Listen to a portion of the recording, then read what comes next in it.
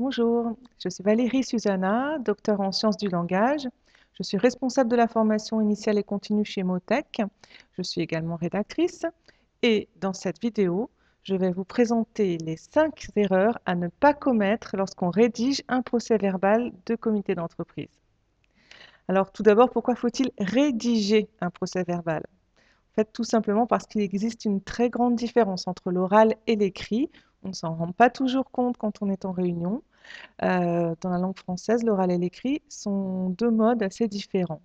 Par ailleurs, il faut, synthétiser le discours. C'est ce que nous verrons lors d'une autre mini-formation. Donc la première erreur à ne pas commettre, c'est de produire un procès-verbal trop oral, hein. Il faut éviter l'oralité. C'est-à-dire que quand on se trouve en réunion, il n'est pas étonnant que les propos échangés portent la marque de l'oralité, c'est-à-dire que plusieurs termes vont être utilisés pour décrire une seule idée. On peut avoir des échanges qui peuvent relever du registre un peu familier, si vous voulez, hein. Les phrases sont un peu longues, certains ne terminent pas leurs phrases, hein. Les personnalités de chacun peuvent transparaître, hein. Par exemple, ceux qui sont habitués à parler et ceux qui ne sont pas habitués à parler en public. Donc, dans le procès-verbal, il faut que les échanges soient rapportés très fidèlement, hein, sans trahir l'esprit de la discussion, mais dans un langage écrit très différent du langage oral, c'est-à-dire qu'on doit procéder à une sorte de traduction de la langue orale en langage écrit, hein. Je vous donne un exemple, donc un discours prononcé en réunion. Moi, je propose de le réécrire dans le procès-verbal d'une autre façon, avec une langue orale qui est gommée, hein, mais pas la teneur du propos, hein, qui lui se trouve clairement reformulé, hein, dans le procès-verbal. Vous allez avoir un style qui va être soutenu et non pas familier, un vocabulaire utilisé qui va être plus précis. Et évidemment, souvenez-vous, les phrases vont être constituées d'un sujet, d'un verbe, d'un complément. Et finalement, de cette manière, le procès-verbal va être plus cohérent avec chaque représentant du personnel qui va avoir un style dit littéraire à égalité avec le style des autres élus et le style de la direction, hein, tout en respectant la teneur des propos. La seconde erreur à ne pas commettre est de faire des digressions dans le procès-verbal. Comme vous le savez, à l'oral, lors des réunions, on peut se laisser emporter par son discours, les associations d'idées vont bon train, on peut passer du coq à l'âne, allègrement, sans que cela soit remarqué vraiment par, les membres de l'instance. Donc, en revanche, à l'écrit, on va veiller à bien expurger toutes ces digressions, hein, des interventions. On va retranscrire seulement les propos qui ont un rapport avec les points de l'ordre du jour. Si une digression est utile, on peut la renvoyer dans une rubrique points divers qui figure à la fin du procès-verbal, comme dans l'exemple suivant, hein. Lors d'une réunion, on va prononcer la phrase suivante et je vous propose de la réécrire dans le procès-verbal d'une autre façon, en renvoyant finalement en points divers à la fin du PV ce qui n'a aucun rapport avec le sujet qui est traité. Donc finalement, en résumé, dans le procès-verbal, vous n'aurez jamais aucun commentaire, pas de digression. Vous n'aurez que les contenus qui ont un rapport direct avec les points inscrits à l'ordre du jour. Et tout ce qui est discussion annexe, plaisanterie, hors sujet, tout ça, vous l'enlevez. Cela n'a pas droit de citer dans votre procès-verbal. La troisième erreur à ne pas commettre, c'est de faire des répétitions.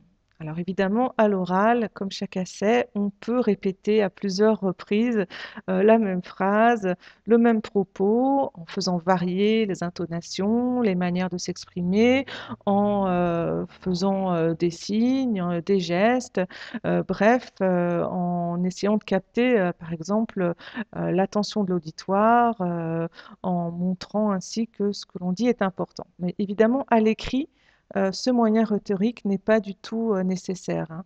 L'insistance, la captation du lecteur, ça passe uniquement par l'utilisation de termes exacts, des tournures de phrases précises. Donc, inutile de répéter une proposition identique lorsque vous retranscrivez un propos. Donc, par exemple, ici, vous avez la même idée répétée plusieurs fois, dite un peu dans tous les sens, et puis finalement, rédigée dans le procès-verbal, vous aurez une phrase toute simple, claire et nette. Donc, que vous ayez choisi pour une formule longue ou courte, hein, un procès-verbal doit seulement refléter le débat, et si vous avez besoin de faire un effet rhétorique, comme par exemple une insistance, une explication, une répétition, vous utilisez tout simplement les verbes adéquats, répéter, expliquer, insister, hein, par exemple. Quatrième erreur à ne pas commettre, produire un discours ambigu. Alors à l'oral, évidemment, on a toutes les ambiguïtés qui peuvent être réduites par tout ce qui est intonation, geste, mimique, hein, tout ce qu'on appelle les éléments mimo-gestuels. Si on retranscrivait mot pour mot un propos oral, en fait, on finirait par faire des contresens à l'écrit parce qu'on ne pourrait pas lever ces ambiguïtés. Donc évidemment, à l'écrit, ce que je vous propose, c'est de toujours vous appliquer à modifier les tournures des phrases orales afin de préciser votre propos par des choix, de mots plus précis, des structures exemples de toute possibilité de contresens. Par exemple, cette phrase qui est prononcée lors d'une réunion est ambiguë.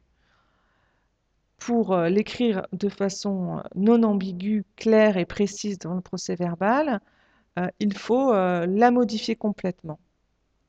Donc, ne jamais retranscrire les phrases telles qu'elles ont été prononcées à l'oral, c'est le piège absolu, hein. Il faut absolument les réécrire en gardant en mémoire qu'une phrase est toujours composée d'un sujet, d'un verbe, d'un complément, et essayez toujours d'écrire seulement une phrase par idée, et non pas une phrase comprenant plusieurs idées. Et évidemment, essayez de toujours expliciter les notions qui pourraient donner lieu à des interprétations contraires, à des interprétations différentes.